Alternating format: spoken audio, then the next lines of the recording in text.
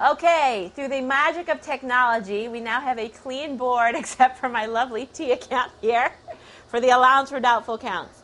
I want to take a look at a multiple choice question on this, and what it does is it compares and contrasts the allowance method with the direct write-off method. I want to take a look at multiple choice number 22, please. Number 22. Number 22 is found on page 294. Number 22 on page 294 says, when the allowance method of recognizing uncollectible accounts is used, the entry to record the write-off of a specific account does what? Okay, so in number 22, when they say the entry to record the write-off of a specific account does what? Okay, if you take a look at what we have here in the allowance for doubtful accounts, this is the write-off.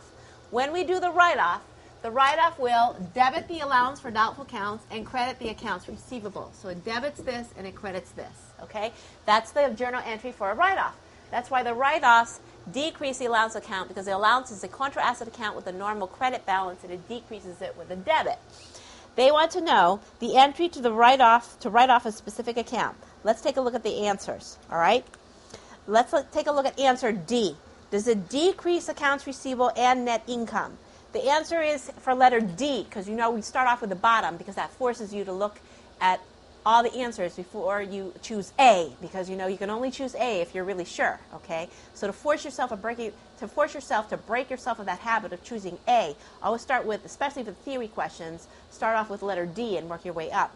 Letter D says it decreases both the accounts receivable and net income. Well, that would be true. Answer D, like David, would be true, but only for the direct write-off method. On the direct write-off method, what happens when you do the write-off is you're going to debit bad debt expense, and then you credit the accounts receivable. That's good, Cindy. Can't even write anymore. You credit the accounts receivable. What happens in the direct write-off method, that's why I call it the direct write-off method, you write the account receivable directly against bad debt expense, and the bad debt expense goes to net income. And that's how you do it in the direct write-off method. The reason that this is not allowed when bad debt expense is material is because it doesn't do proper matching. Because the sale could have happened in period 1, and you don't do the write-off of the account receivable until period 2. And so you have a mismatch. You don't do proper matching. So that's what the write-off is there. So in answer D, this decreases accounts receivable, and it also would decrease the net income because you're debiting the bad debt expense, and it decreases net income. But that would be the answer if they asked for the direct write-off method. They don't want the direct write-off method. They want the allowance method, because in number 22 it says, when the allowance method of recognizing the uncollectible account is used, the entry to record the write-off of a specific account does what? So the answer would be D, like David, if they asked for the direct write-off method. Now look at answer C. Increases the allowance for uncollectible accounts and decreases net income. When you increase the allowance for doubtful accounts and you decrease net income, that's actually the bad debt expense adjusting journal entry. In the bad debt expense adjusting journal entry, you debit the bad debt expense and you credit the allowance for doubtful accounts.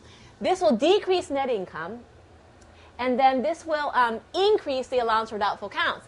And this is the bad debt expense adjusting journal entry under the allowance method, okay? But that's not what they want. What they want, when the allowance method of recognizing uncollectible accounts is used, the entry to record a write-off. This is the entry to record the adjusting journal entry for bad debt expense. So they want to know about the write-off. So that's not right, answer C.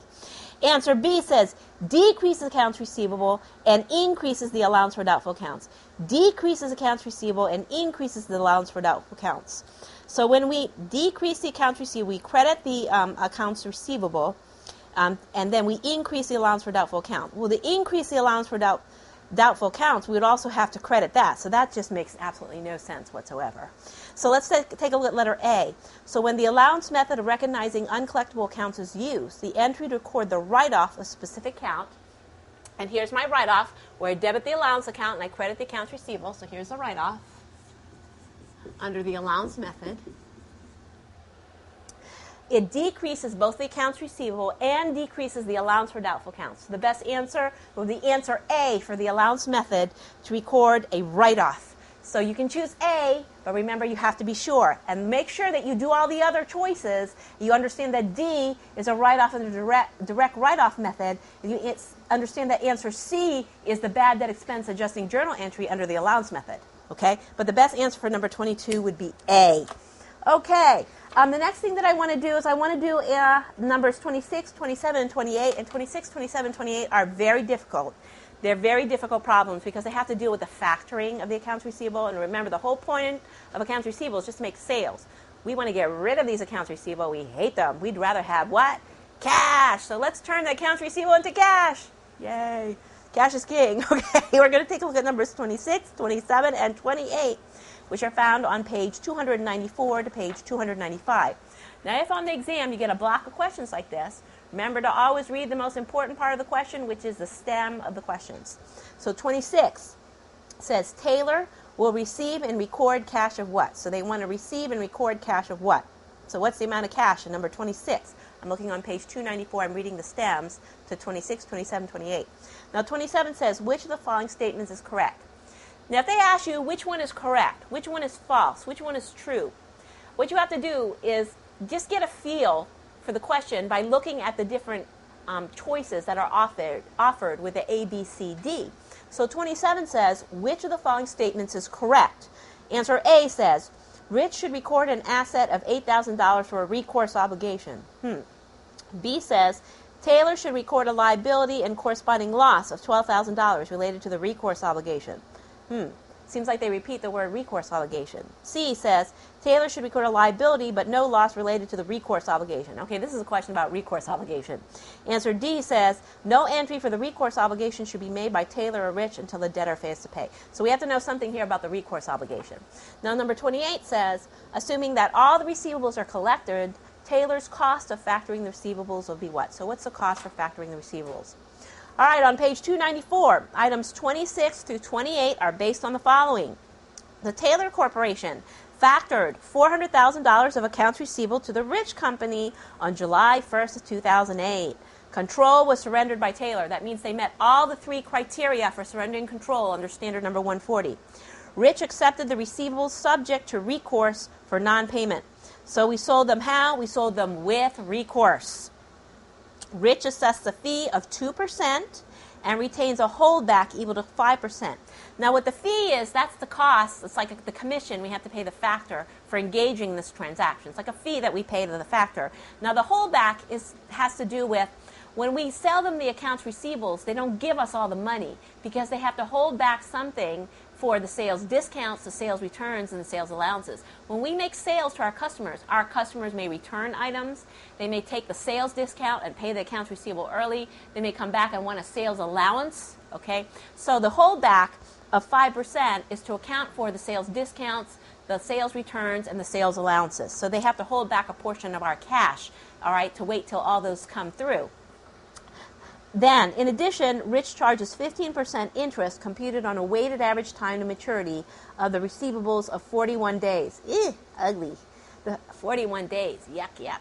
The fair value of the recourse obligation is $12,000 because we sold them with recourse. Okay, folks, here's a little trick. If you see 41 days, 48 days, 49 days, ugly, ugly numbers, 58 days, 56 days, like that, if you see an ugly number of days, assume that the number of days in the year is 365 days. If you see a pretty nice round number of days, like 60 days, 90 days, 120 days, then you can assume that the days in the year has 360 days in a year. You see that? Here, because it says 41 days, it's an ugly, ugly number, we have to use 365 days. That only applies, that little rule, though, only applies to the multiple choice. If you get a large problem, always assume 365 days in a simulation, in a large problem simulation, okay? You can only use my little quick and dirty rule. Ugly number of days is 365 days. Nice number of days is 360 days, only on the multiple choice. Okay, so the fair value of the recourse obligation is $12,000. Okay, I think we can answer number 27. Now, in number 27, because we sold the receivables with recourse, that means we would have to debit a bad debt expense. We have to debit a bad debt expense and credit a recourse liability for the fair market value of that liability, which they tell us the fair market value of the recourse obligation is $12,000.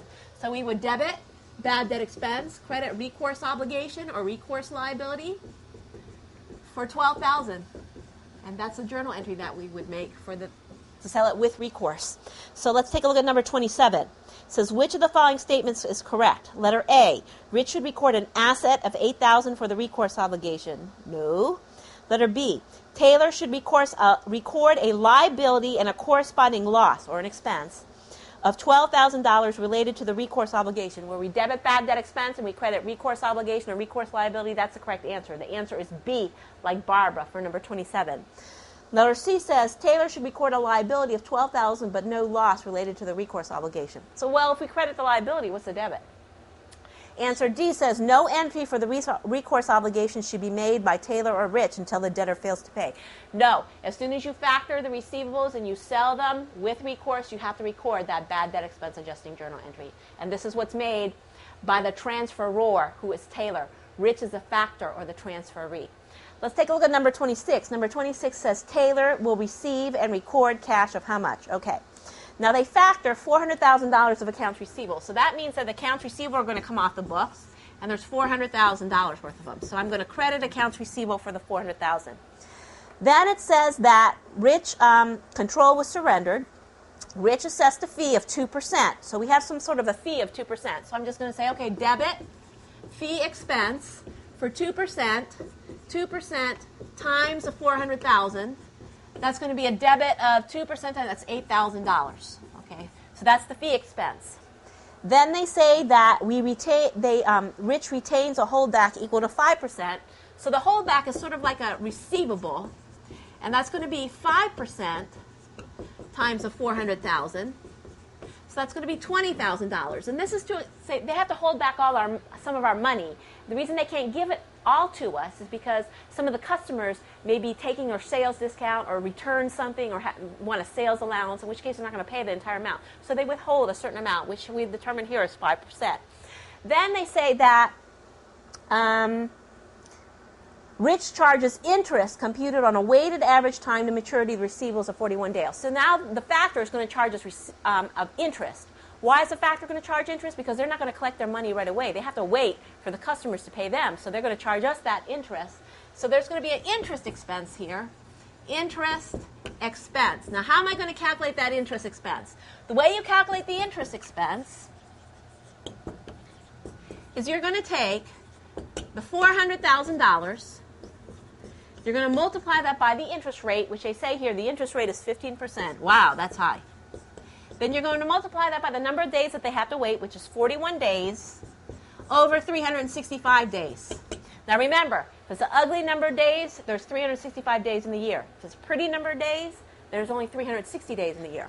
So you're going to take 41, divide by 365, then multiply that by 15%, then multiply that by 400,000. That's going to give you about $6,740. So the interest expense then is going to be about $6,740. Let me just move this credit to accounts receivable down a little bit so I have some more room for my cash.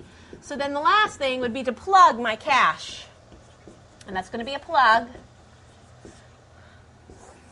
You'll just take the $400,000, subtract the $8,000, which was the 2% of the $400,000 for the fee, subtract the $20,000, which was for the holdback for the sales discount, sales returns, and sales allowances, so 5% times $400,000. Subtract the interest expense of $6,000. It's about $6,740. There's no pennies. I lop off the pennies because, there's no pennies in the answers, so you can round. You subtract the $6,740. The way I got that was take the interest expense, which is 15% times $400,000 for my accounts receivable times 41 days over 365 days gives me $6,740. So when I take the $400,000, subtract the $8,000, subtract the $20,000, subtract the $6,740, that gives me $365,260. $365,260, and that will be my plug to my cash. So number 26 says Taylor will receive and record cash of $365,260. So the correct answer there would be C, okay, for number 26. So 26 is C, 27 was B, like Barbara. Let's answer number 28. 28 says, assuming all receivables are collected, Taylor's cost of factoring the receivables would be what? Okay, well, since we assume all the receivables are collected, what we can do then is first we can reverse this recourse liability because nothing ever went bad. So we will debit the recourse liability, credit the bad debt expense to reverse that for $12,000. And since we collected everything, we got our entire hold back. So what we will do is we will debit cash for $20,000 and credit the hold back for $20,000. Okay? So then what's left? They want to know, assuming all the receivables are collected, Taylor's cost of factoring the receivables would be what? What's left for the cost of factoring receivables would be the $8,000 for the fee and the $6,740 for the interest. So when I take the fee expense of $8,000 and the interest expense for $6,740, that's a total of $14,740. So let's answer the question. Assuming all the receivables are collected, Taylor's cost of factoring the receivables would be $14,740. So the correct answer for number 28 was D, like David. Now, folks, that was hard. But you know what? They cannot all be easy. And you want hard questions on the CPA exam. The harder the questions get, the better you have done in a previous testlet. Okay? Because questions get harder, the better and better you do. So it becomes easier to pass the exam when you get hard questions because the ones that are hard are worth more points. Okay? So I can't just show you all the easy ones. What? Yeah, you know.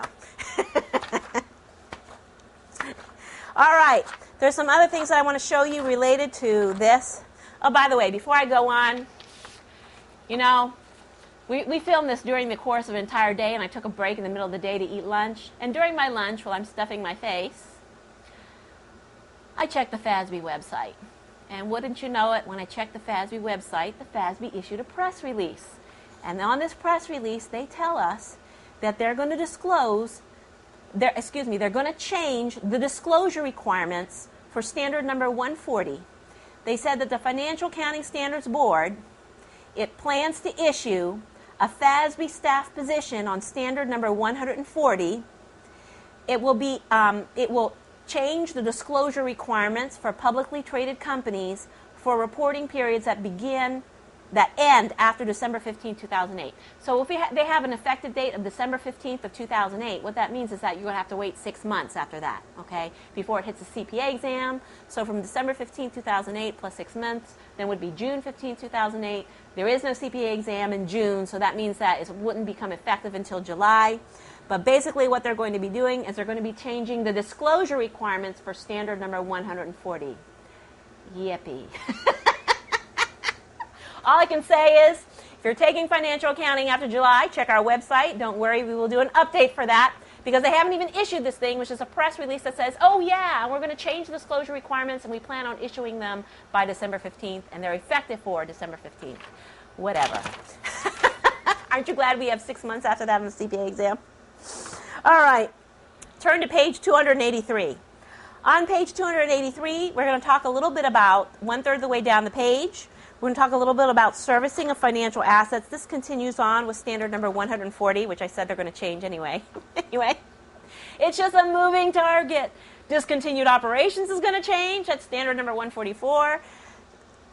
Disclosures for transfers of assets is going to change. That's standard number 140. Remember, consolidations is going to change beginning July 1st. It's a totally different accounting standard. That's standard number 141R. Earnings per share is up for change right now. They have an exposure draft on that.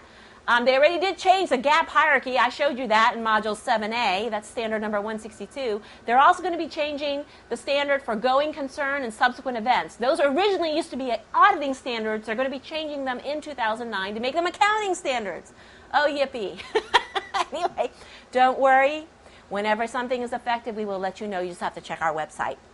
All right, on page 283, just wait until they also implement International Financial Accounting Standards. International Financial Reporting Standards is coming.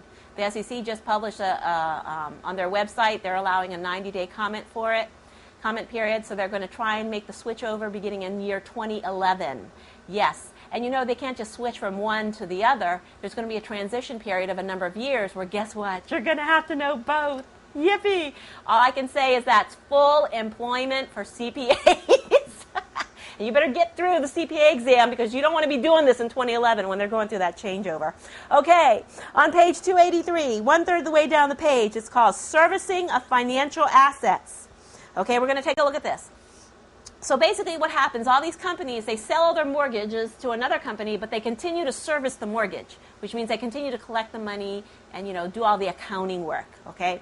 Servicing of financial assets. Servicing, I'm on page 283, 1/3 of the way down the page. Servicing of financial assets may involve any one or all of the following activities. It can involve collecting payments, paying the taxes and insurance, monitoring the delinquencies, foreclosing, investing, remitting fees, and doing the counting. Although inherent in transfers of most financial assets, servicing is a distinct asset or liability only when separated contractually from the underlying financial asset. The servicing asset usually results either from a separate purchase or the assumption of rights or from securitization with retained servicing. That basically what means securitization is they basically take the mortgage receivables, which are receivables, and they're accounts receivable because they're long term, and they sell them, but they still say, oh, well, yeah, we're going to service them. The services obligations are specified in the contract. Typically, the servicing contract results in an asset because the benefits are more than adequate compensation for the cost of servicing. The benefits include fees, late charges, float, and other income. If the benefits do not provide fair compensation, then the servicing contract results in a liability. The fair value of a servicing contract is based on its value in the market. It is not based on the internal cost structure of the servicer. Okay? Then we're going to turn the page. Turn the page to page 284. We're going to read some more about this servicing stuff. So at the top of page 284, it says specifically, servicing assets or servicing liabilities are to be accounted for separately as follows. Number 1, assets are reported separately from liabilities. Do not net them. Number 2, initially measuring servicing assets that continue to be held by the transferor by allocating the carrying amount based on their relative fair market values at the date of transfer. Number 3, initially measure at fair value all the purchased assets, assumed liabilities, and liabilities undertaken in a sale or securitization. Number 4 says account separately for interest-only strips. Number 5 says measure servicing assets and servicing liabilities with one of 2 methods. The 2 methods are the amortization method and the fair value method. An election must be made to use the fair value method for each class of servicing assets and servicing liabilities. Once the election is made to value using the fair value method, the election cannot be reversed. So the default is the amortization method. You can elect the fair value method, but once you elect the fair value method, it is irrevocable. You're stuck with it. Have we heard that before? I think so, under standard number 159. Number 6 says report the servicing assets and servicing liabilities on the balance sheet in one of 2 ways. Letter A, you display a separate line for amounts valued at the fair value and amounts to be measured by amortization method. Or, letter B, display the aggregate amount for all servicing assets and servicing liabilities and then disclose parenthetically the amount that's measured in fair value. Okay. Let's take a look at the amortization method. The amortization method requires that servicing assets and servicing liabilities are initially recorded at fair value. Assets are then amortized in proportion to over the period of the estimated net servicing income or net servicing loss.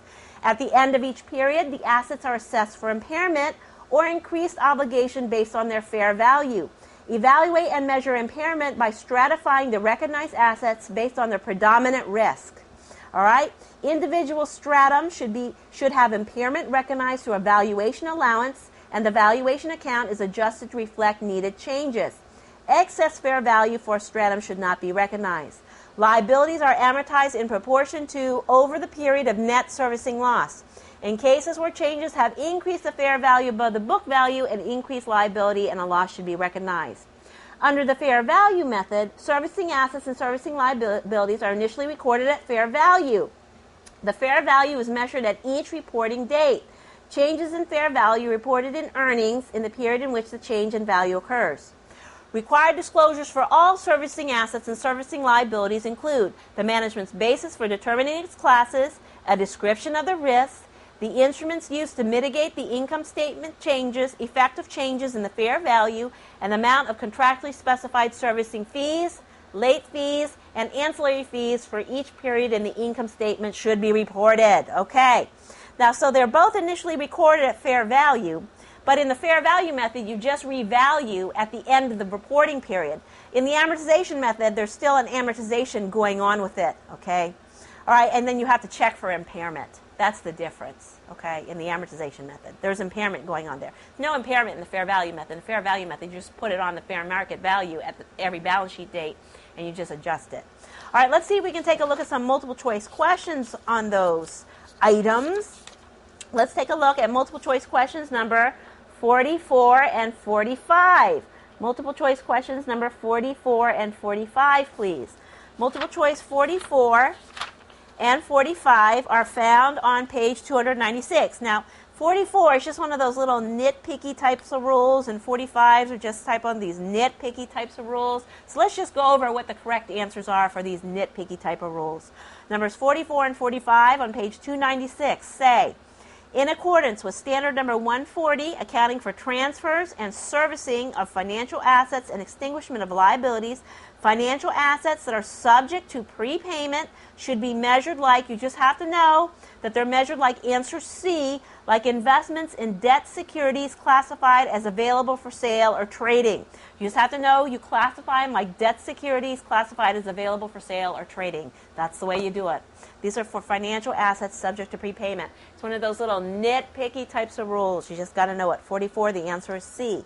And Number 45 says, in accordance with SFAS number 140, accounting for transfers and servicing of financial assets and extinguishments of liabilities, all the following would be disclosed, except the correct answer is the exception is letter D, like David, a description of assets or liabilities with their estimable fair values. Let's take a look at number 45. 45 says, in accordance with standard number 140, accounting for transfers and servicing of financial assets and extinguishment of liabilities, all the following would be disclosed, except, now A, B, and C are disclosed. What do disclose? Letter A, your policy for requiring collateral or other security due to repurchase agreements and securities lending transactions. So collateral.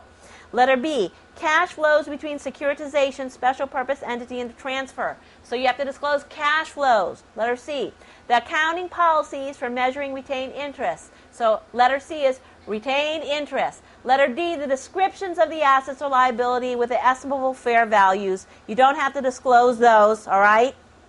You actually report the fair value on the face of your balance sheet if you select the fair value method. All right. Let's take a look at a couple other multiple choice. So just read them over. Have a familiarity with it. Okay. Who knows? They may ask it. They may not. All right.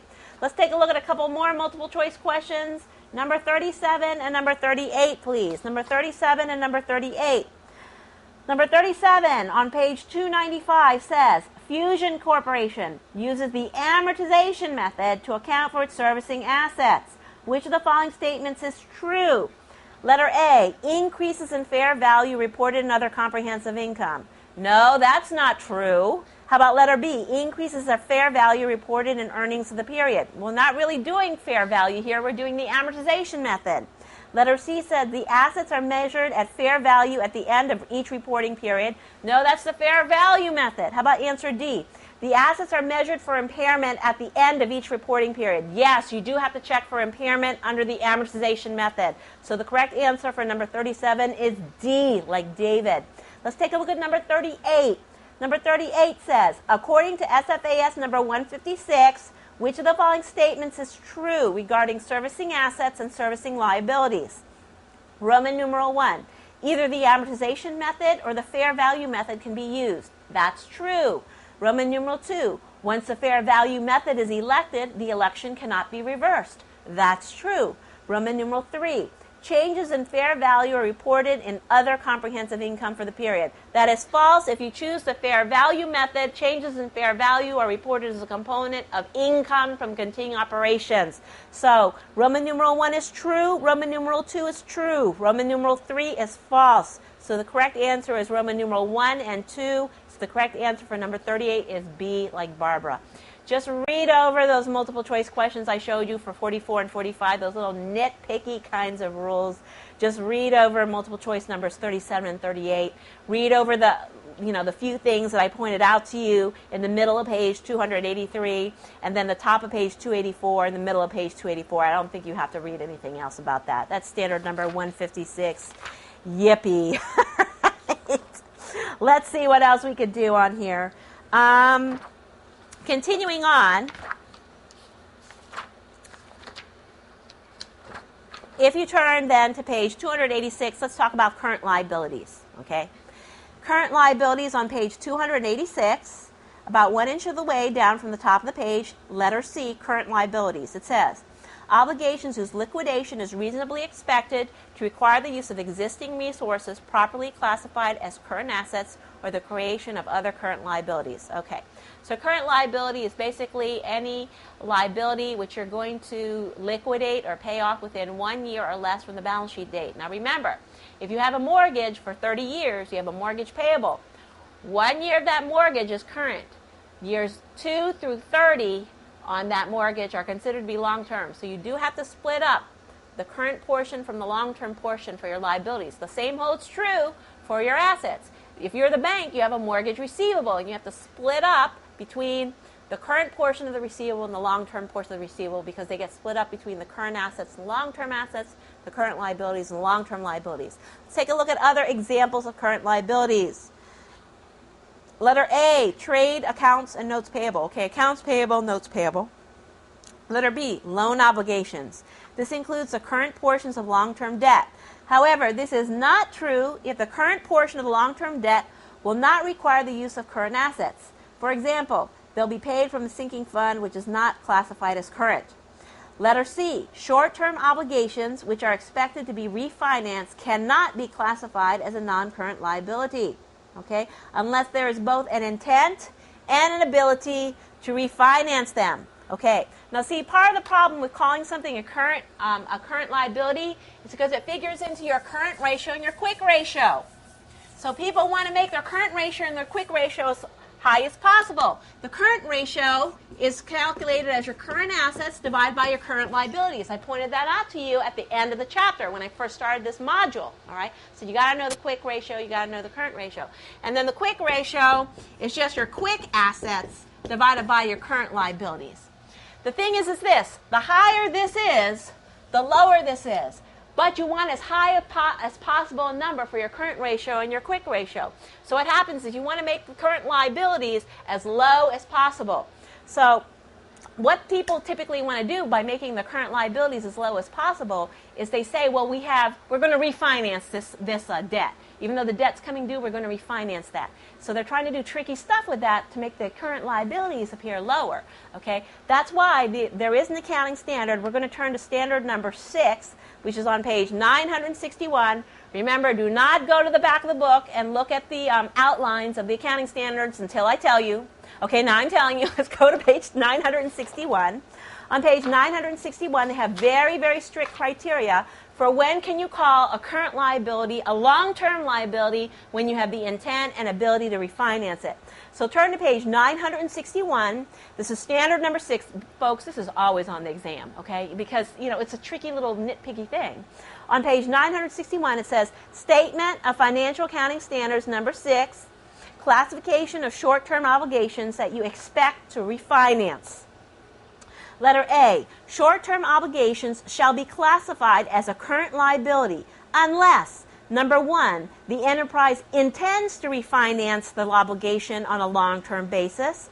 Number 2, and the intent is supported by the ability to refinance it, such as letter A, after the balance sheet date, you issue long-term debt or equity securities, or letter B, there's a financing agreement that clearly permits refinancing a long-term basis, and it does not expire or is not callable for 1 year, and there's no violation of the agreement that exists at the balance sheet date. So that means you have to have the intent and the ability to refinance. The intent and the ability to refinance is evidenced by you do an actual refinancing after the balance sheet date, or there's some sort of a refinancing agreement on a long-term basis that doesn't expire for a year, okay? And there's no violation in your agreements for refinancing it, okay? So let's just take a look. Oh, one other thing, number 4. Number 4 says the refinancing, you can skip number 3. Number 4 says the refinancing of short-term obligations is a financial statement classification issue. It is not a recognition or a measurement issue. No matter what the liability is going to be on your balance sheet, is it going to be under the current liabilities or a long-term liabilities? You can move it from the current liability to the long-term liability if you have the intent and the ability to refinance it. Okay, let's see if we can do a multiple choice question on that. I want to take a look at multiple choice question number 54, please. Number 54. Number 54. Number 54 is found on page 297. Oh, by the way, there is a typographical error in this. You know, these books are always full of typos, so I don't ever, kill myself and make myself feel bad about having a typographical error because, when the experts have typographical errors, that's okay, All right, and don't think the AICPA doesn't make errors either. They make errors all the time. Okay, let's take a look on page 297, number 54. And the question, the stem should read, how should Cali classify the note? And it's December 31st, 2008. It shouldn't say 2009. It should say 2008 financial statements. The Cali Company has a $4 million note payable due on March 15, 2009. On January 28th of 2009, before the issuance of its 2008 financial statements, Cali issued long-term bonds in the amount of $4,500,000. Proceeds from the bonds were used to repay the note when it came due. How should Cali reclassify the note in its December 31st, 2008, fix the typo, financial statements? Does everybody see that as of December 31st, 2008, they had the intent and the ability to refinance? Why? Because they actually did the refinancing after the balance sheet date. By the way, in auditing, we consider that to be a subsequent event. A subsequent event occurs after the balance sheet date, but before you issue the financial statements. That's a little auditing thing. Okay, so is this letter A current liability with separate disclosure of the note refinancing? No. Under standard number 6, if you have the intent and the ability to refinance it, which we exhibited by actually refinancing it with a long-term bond issuance, then we are allowed to call it a long-term liability. How about letter B? As a current liability with no separate disclosure? No, that's not it. How about answer C? As a non-current liability with a separate disclosure of the note refinancing? Yeah, that's it. So what you would do is you would call it a long-term liability. You would move the liability from the current liabilities down to long-term liabilities. And oh, by the way, what would that do? That would make your current liabilities go down and make your current ratio go up. And so make your current ratio look better. Okay? And so, and you would of course, have to put a disclosure for that. And the reason you have to put the disclosure is because you didn't do that before the balance sheet date. You refinanced it after the balance sheet date. But the fact that you refinanced it showed that you had the ability and the intent to do it. So the best answer for that is answer C. Now, answer D is wrong because it says there's no separate note disclosure. Yes, of course, you'd have to have a note disclosure for that. So the best answer for number 54 would be C. Okay, let's go back to our notes. All right, go back to page 286. What else is considered to be a current liability? We just went over on page 286, letter little c, the short-term obligations. That was standard number 6. We just did multiple choice number 54 on that. Letter D, dividends payable. I'm on page 286, about 1/3 of the way down the page. Little d, dividends payable. Cash dividends are a liability when they're declared. You cannot rescind them. Once you declare a dividend, you debit retained earnings, you credit dividends payable. That's it. You're stuck paying it. The dividends payable is considered to be a current liability. Accrued liabilities. Accrued liabilities are adjusting entries to reflect the use of goods or services before paying for them. So you debit an expense and you credit some sort of a payable, like rent payable, interest payable, payroll payable, that type of thing. Letter F, payroll. There are 2 types of entries to record payroll. There are 2 types of entries to record payroll. Okay? When they have the payroll, I'm just trying to see if there's a good multiple choice question on this one. Oh, yeah, that's a good one. They say there are 2 entries to record the payroll. The first records the employee's payment and deductions on behalf of the payee. That's the first one. The second is to record the employer's taxes. Now, we all understand that when we're employees, as an employee, when we get our check, it's net. And they take out all these deductions. And when they take out all the deductions, they have to pay those things that they take out of our check to somebody. And so what they're going to do is they're going to debit the payroll expense. They credit cash, which is our net amount, and then all the payables are for our federal, state, and local government income taxes payable. Then they have the FICA and the medical, the FICA, which is for Social Security and hospital insurance, or the Medicare. Then, you know, if you're a member of a union, they credit the union dues. And then if you have health insurance, they take out whatever your contribution is for the health insurance. They credit the medical insurance payable. So they're debiting expense, crediting cash, and then crediting all the people that they owe, like the federal, the state, and local government, like the insurance company, like Social Security. They pay all those people.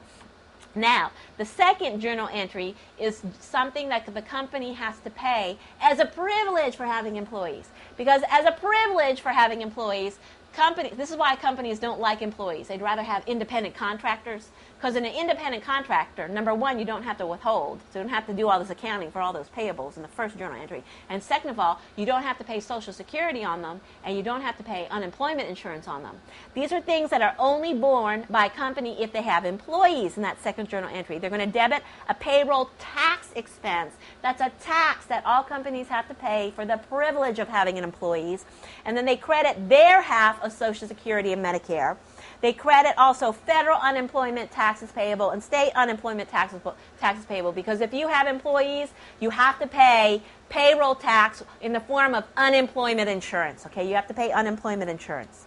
Let's take a look at a multiple choice question on that. Multiple choice question number 56, please. Number 56 is found on page 297.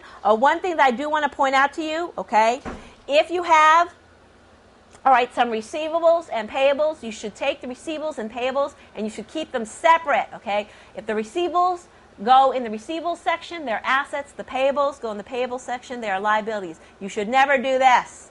Never net them. No, that would be bad. Number 56 is found on page 297. Number 56 says, in Rice's December 31st, 2008 balance sheet, accrued salaries payable is how much? The Rice Company's salaried employees are paid bi-weekly, so they're paid every 2 weeks. Advances made to employees are paid back by payroll deductions. Information relating to salaries is as follows. So they have a beginning and ending balance for employee advances. Well, you know what those are? Those are loans receivable. Your employees borrow money from you. They're loans receivable. That doesn't matter. That is a receivable account. That has nothing to do with a payable account because they want accrued salaries payable. So that's just there to confuse you. Then they have accrued salaries payable. The beginning balance is $40,000. They want to know what's the ending balance.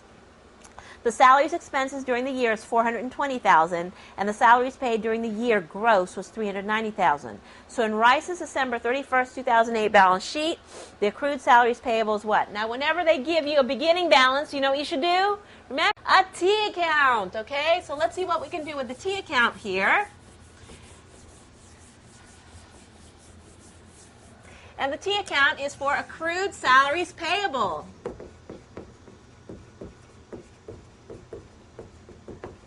And remember, you do not net the payables and the receivables. The receivables go in a receivables section of the current assets. So the beginning balance of the accrued salaries payable, beginning balance is $40,000. So here, let me put the $40,000. And then they tell me that the salary expense during the year is $420,000. Well, usually when we do an accrual for the salary expenses, what we would do is we would debit salaries expense, and then we would credit a salaries payable. And this is for $420,000, so debit for $420,000, credit for $420,000. So the amount of the expense would credit the salaries payable account. So here's then the salaries payable expense. So here's the expense for $420,000. And then they said that the salaries paid was $390,000. So when we pay the salaries, we will debit the salaries payable, and then we will credit cash for the $390,000. Okay, so we're then going to debit the salaries payable and credit cash for whatever is paid. So we can see here what was paid would be a debit here for $390,000. So they just want to know what's the ending balance. So you take 40 plus 420 is 460. 460 minus 390 is going to be an ending balance of 70,000. I can do that math. In Rice's December 31st, 2008 balance sheet, the accrued salaries payable, the ending balance would be $70,000. So the correct answer there would be C. Where would you put this? In your current liability section, typically right after the accounts payable. Okay? All right, so the best answer for number 56 would be C. Let's go back to the notes. On page 286, let's just take a look at property taxes. About 2/3 of the way down on page 286 is letter G, property taxes. For the property taxes, you want to debit property tax expense, credit for property taxes payable. That's all you really need to know about that. For the bonuses, at the bottom, page 286, they really don't test bonuses on the CPA exam in financial accounting and reporting, except when they're discussing partnership accounting. So you really don't need to know the bonuses, except when they're talking about partnerships, and Phil will do that with you in partnership accounting, okay? But you just accrue an expense just like anything else. You debit an expense and you credit a payable. Turn to page 287. Now this is important on page 287, about 1/3 of the way down the page. They have little I.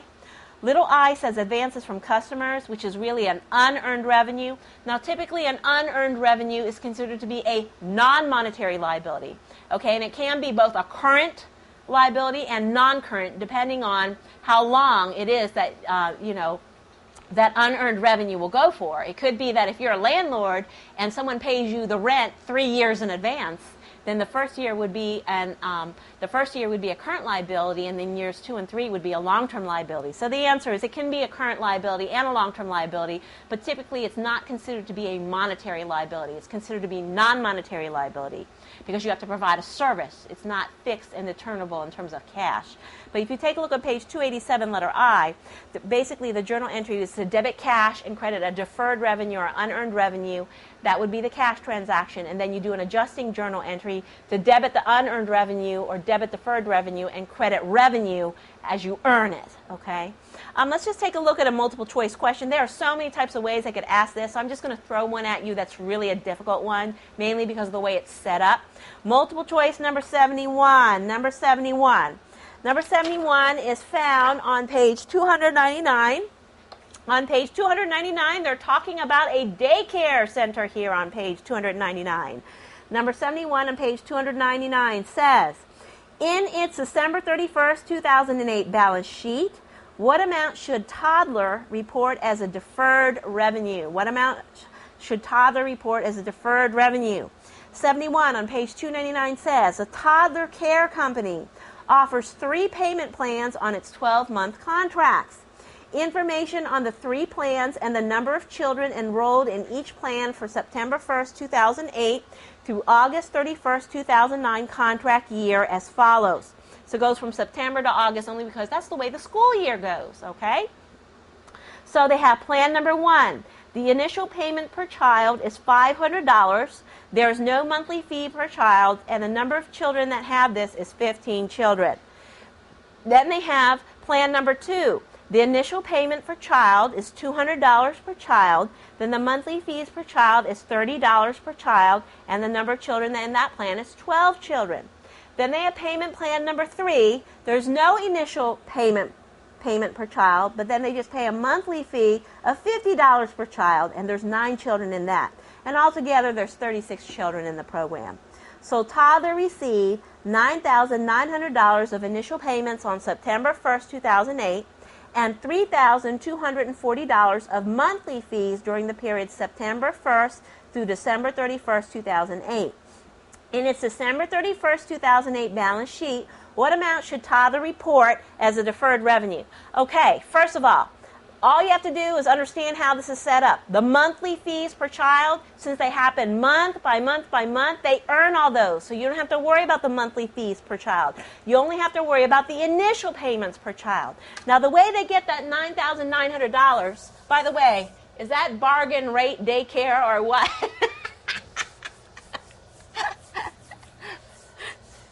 I never knew what you could pay for a whole year of daycare for $500.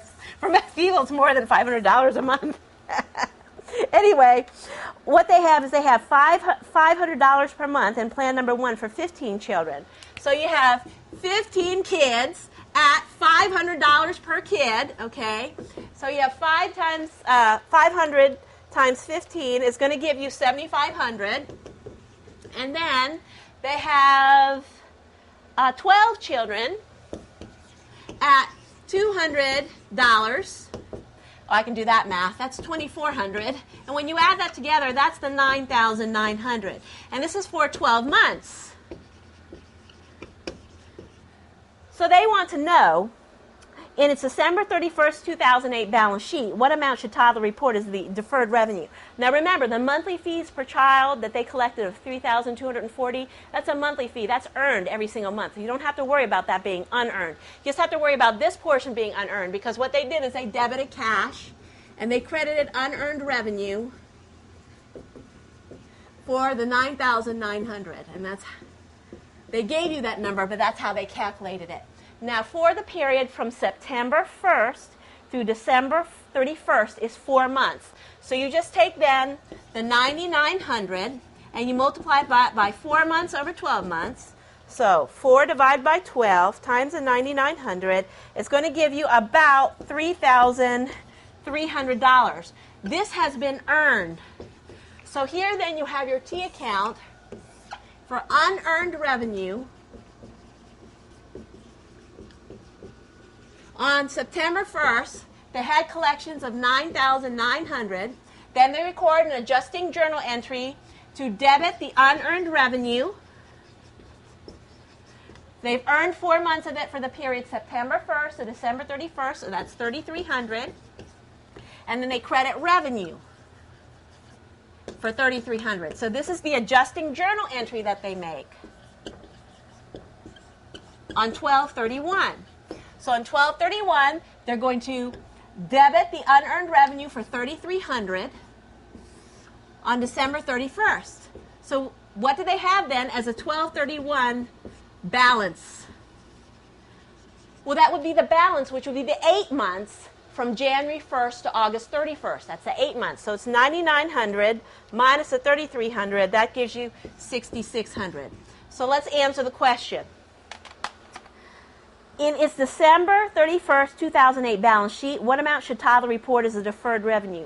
The ending balance in the unearned or deferred revenue is going to be $6,600. So the answer there would be C.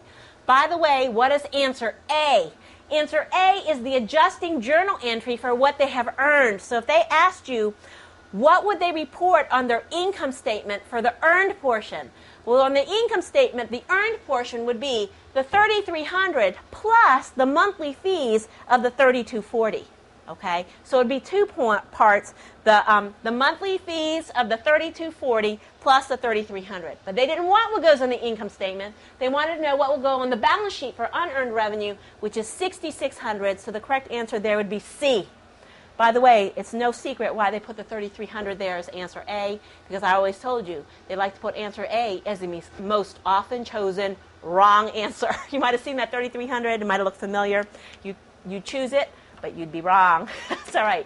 Be very, very careful about answering A.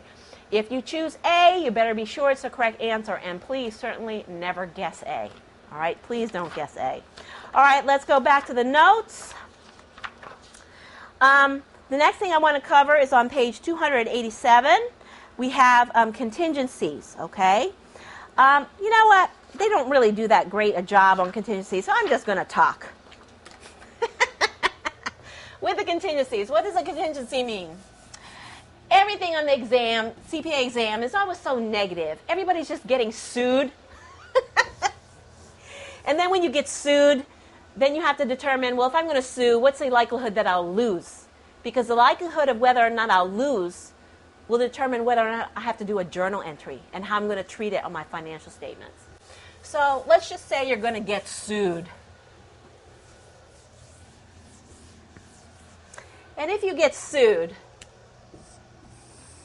you have probability from 0% to 100% that you're going to lose. So this is probability. Probability. And somewhere in the middle is going to be 50%. Okay? Now I'm going to draw a circle around this 50%. Because the standard is not 50%. The standard is greater than 50%. So, if it's greater than 50% likely that you will lose, we said that this is probable. Then in between 0 and the probable is something called reasonably possible. I'm not kidding. This is what they really call it. Reasonably possible. And then in between 0 and reasonably possible is what they call remote. It's just so silly. Okay, so probabilities from 0 to 100%. If something is greater than 50% likely to happen, that's called probable. If something is between 0 to 50%, that's called reasonably possible.